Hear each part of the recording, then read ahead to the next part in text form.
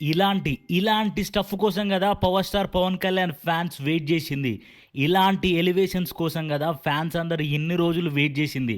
ఎప్పుడో ఎన్నో సంవత్సరాల క్రితం పడాల్సిన సినిమాని సుజిత్ పవర్ స్టార్ పవన్ కళ్యాణ్కి ఈరోజు ఈ ఓజీ సినిమాతో మనకు చూపించేసిండు. ఓజీ అనే సినిమా ఇప్పుడే ప్రీమియర్ చూసి నేను బయటికి రావడం జరిగింది. బయటికి వచ్చి రూమ్కి రాగానే రివ్యూ చేస్తున్నా. ఎట్లున్నది సినిమా, ఏమైందనే విషయాలన్నీ వీడియోలో చెప్తా. వీడియోని లాస్ట్ వరకు చూడండి అండ్ నా ఛానల్ని సబ్స్క్రైబ్ చేసుకోండి. ఈ సినిమా చూస్తున్నప్పుడు స్టార్ట్ అయిన దగ్గర నుంచి ఫస్ట్ హాఫ్ వరకు ఎస్ఎస్ తమన్ అండ్ సుజిత్ వీళ్ళ ఇద్దరి సంభవం కనిపిస్తుంటే, దాంతో పాటు స్క్రీన్ మీద పవర్ స్టార్ పవన్ కళ్యాణ్ వచ్చిన ప్రతి మూమెంట్ లిటరల్లీ గూస్ బంప్స్ వచ్చినాయి. ఎందుకంటే పవన్ కళ్యాణ్ని అట్లా స్టైల్గా అంత స్వాగ్గా వింటేజ్ పవర్ స్టార్ని ఇట్లా తీసుకొచ్చి ఇక్కడ పెట్టి ఒక ఒక ఆనిముత్యంలాగా ఇట్లా ఒక వజ్రంలాగా చేసి మన ముంగట 70 ఎంఎంలో చూపిస్తుంటే ఆ హైప్ ఘోరంగా ఎక్కింది. ఈ సినిమాకి రిలీజ్ అవ్వకంటే ముందు టీజరు, ట్రైలరు, పోస్టరు ఇవి చాలా అంటే చాలా హైప్ పెంచినాయి. దాంతోపాటు ఇవాళ సినిమా వచ్చి కూడా అదే పని చేసింది, ఆ హైప్కి న్యాయం చేసింది. బట్ ఇప్పుడు ఈ సినిమా పవర్ స్టార్ పవన్ కళ్యాణ్ సినిమా అని నేను చెప్పగలుగుతా. బట్ ఇది సుజిత్ సినిమా, తమన్ సినిమా ఆయన అది అది కానే కాదు అసలు. ఎందుకంటే సెకండ్ హాఫ్ పోయిన తర్వాత సినిమా ఎటు పోతుందో అర్థం కాదు. పవర్ స్టార్ పవన్ కళ్యాణ్ని మనం స్క్రీన్ మీద ఎంతసేపు చూసినా బోరు కొట్టదు మనకు. కాబట్టి పవన్ కళ్యాణ్ని మనం డైజెస్ట్ చేసుకుంటాం, ఎందుకంటే ఆ స్టైల్ని ఎంజాయ్ చేస్తాం స్క్రీన్ మీద వచ్చిన ప్రతిసారి. కాకపోతే తమనేమో కొట్టిందే కొడతాడు, సుజిత్ ఏమో చూపించిందే చూపిస్తాడు, ఎటేటో పోతుంది కథ.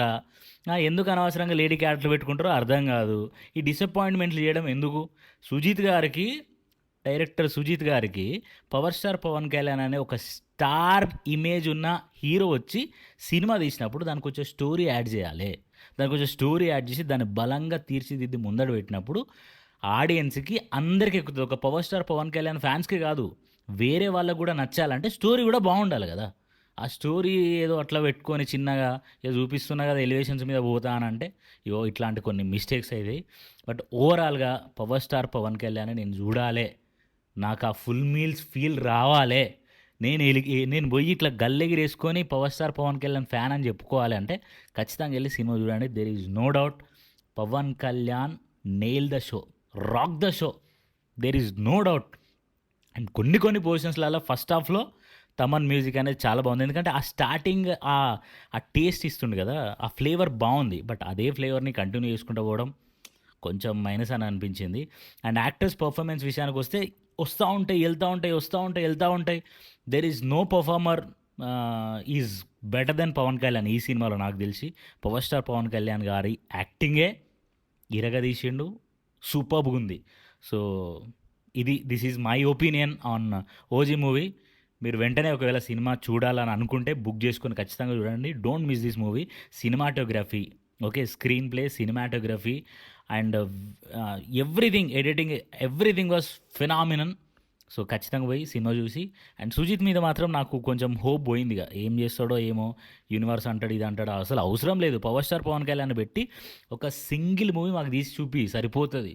ఇప్పుడు ఇంత హైప్ పెంచిన సినిమా సోలో మూవీ అయితే చాలు. అందరూ వచ్చి ఎల్సీయూలు అని ఆయన అంటాడు, ఎస్సీయూ అని ఈయన అంటాడు, ఈ యూలు బంద్ చేయాలి బాబు. సినిమా లేచి చూపించాడు మాకు చాలు. So this is all about OG. మీ ఒపీనియన్ ఏమందో కింద కామెంట్ చేయండి.